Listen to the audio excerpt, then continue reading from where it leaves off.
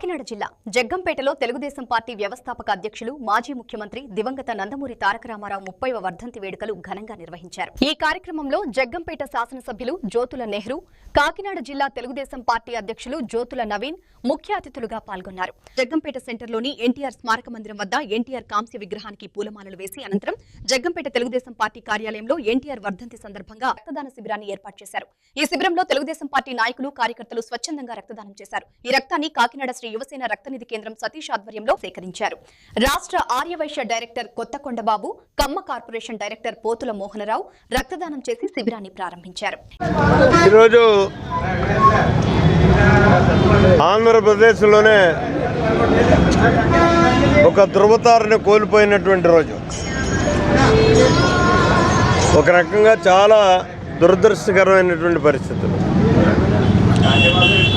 ఒక యుగ పురుషుడు అస్తమించినటువంటి రోజు ఇది।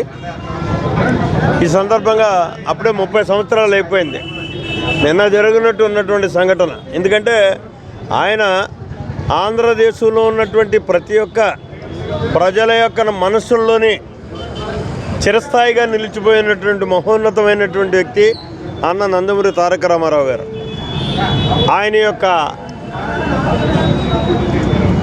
వర్ధంతి సందర్భంగా ఈరోజు గత స్మృతుల్ని నెమరు వేసుకుంటూ ఆయన చేసేటటువంటి సేవా నిరతకి అదే సేవతోటి ప్రతిబింబించే విధంగా మనం నడవాలి అనేటటువంటి ఆలోచనతో ఈనాడు రక్తదాన శిబిరాన్ని మనం నిర్వర్తించడం జరిగింది। అనుయంగా ఇంకా పండగ వాతావరణం ఇంకా తగ్గకపోయినా సరే మరి యువకులైతే ఉవ్వెత్తున వచ్చి సుమారు 150 మంది రక్తదానాన్ని ఇచ్చినటువంటి పరిస్థితి ఇంకా కొనసాగుతున్నటువంటి పరిస్థితి। మా టార్గెట్ అయితే 200 అనుకున్నాం, ఆ 200 కూడా రీచ్ అయ్యేటటువంటి అవకాశం ఉంది। మరి ఇటువంటి మహనీయునికి